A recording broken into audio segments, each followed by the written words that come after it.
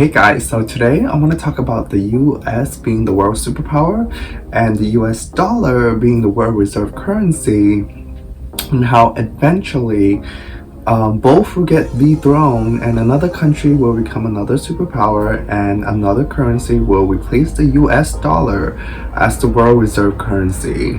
Because every generation or so there will be another rise and fall of a world superpower and a world reserve currency. No currency and no country will be the superpower, be number one forever. Eventually some other country will go up and replace and challenge the US.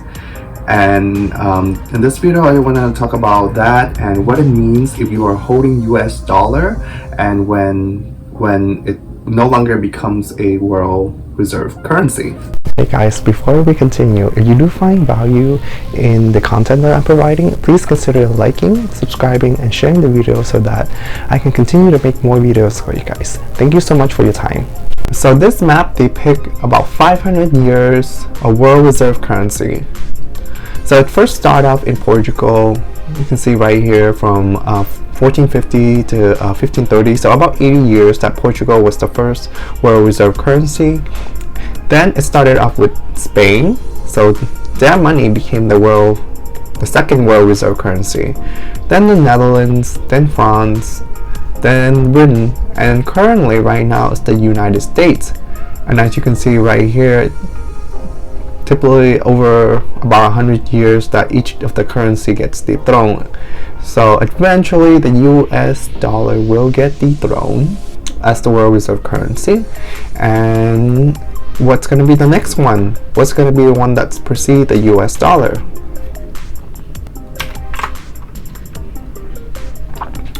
And this graph shows the rise and fall of empires, and which correlate really well with the rise and fall of world reserve currency. So you start off here as a new world order, meaning that a new superpower has risen and an old one has collapsed. And during the rise of this new world power, there's peace and prosperity and productivity. Eventually there's going to be a bubble because there's going to be a big wealth gap. And as you can see, even today, the middle class Americans are slowly declining and becoming non-existent and kind of just merging with the poor middle class. And now we have like a super rich upper class, and the Great Divide it's growing bigger, and the wealth gap is getting bigger, and that is not good for the prosperity of the US. And to highlight the wealth inequality in the US, I'm going to look at this graph from Visual Capitalists. And this is comparing the net worth from 1998 to 2013.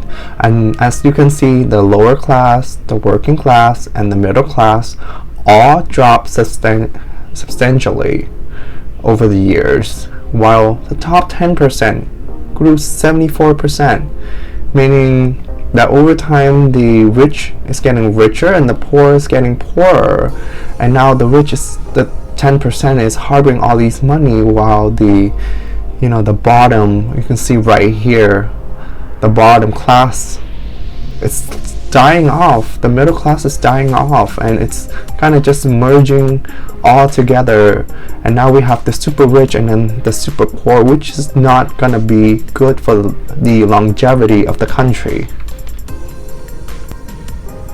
And also, the US dollar being the world reserve currency allow it to borrow a lot of money from other countries, because other countries are willing to lend to the US in exchange for US dollar, because the US dollar is the world reserve currency and is very powerful.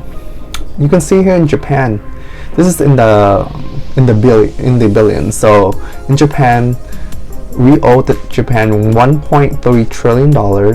Mainland China, see right here, 1 trillion.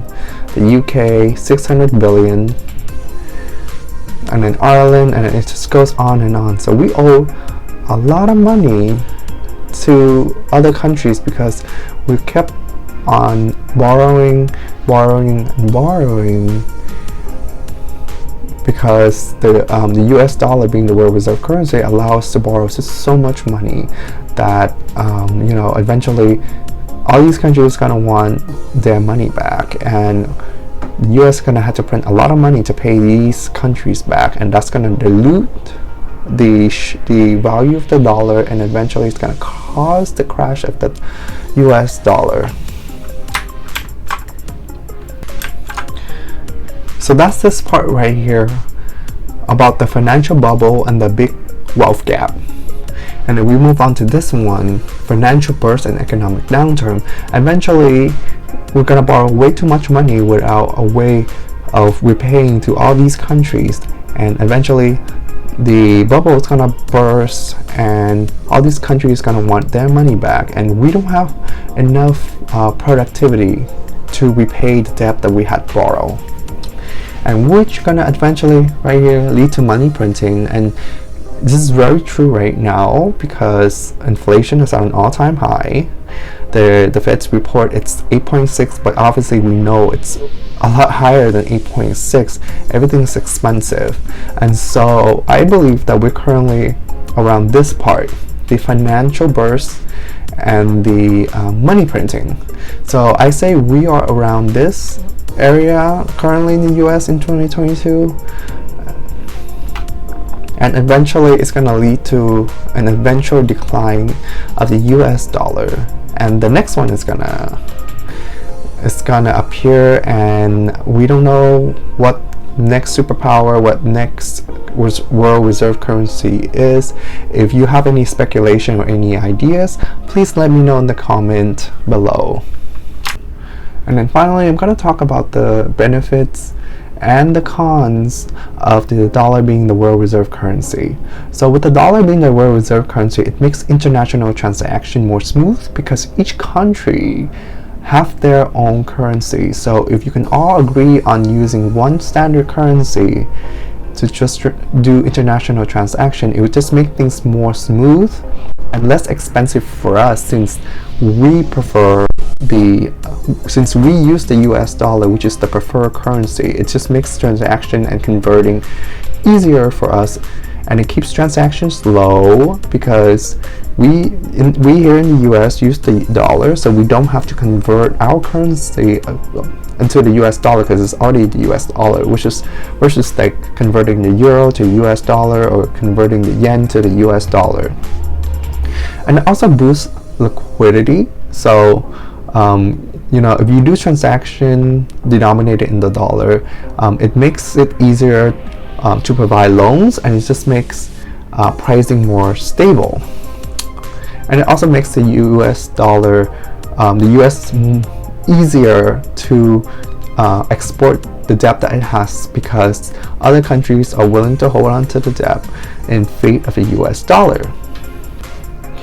And if you look at this chart right here, the US dollar right now still holds dominance at 60%, and the euro it's behind at 21%. Then you have the pound, the yen, and the renminbi, and then the rest is right here. So they got a lot. There is still a lot to go before the US dollar gets dethroned, as you can clearly see in this graph. But eventually it will get dethroned, and if we do hold US dollar, transaction is going to be more expensive because since the US is no longer the preferred world reserve currency,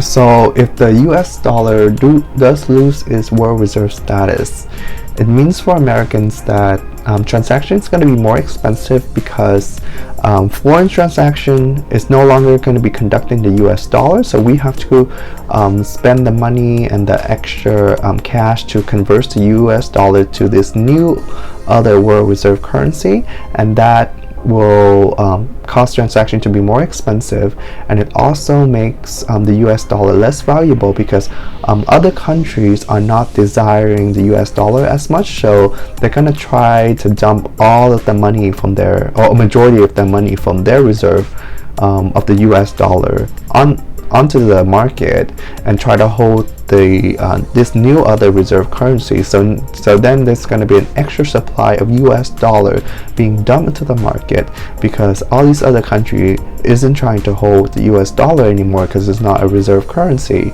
and so it's going to cause inflation to just go up a lot and just skyrocket, and it's just not going to be good for Americans who are just holding US dollar, because they're going to see their savings get eroded away by the skyrocketing inflation as the supply goes up and the demand starts to go down.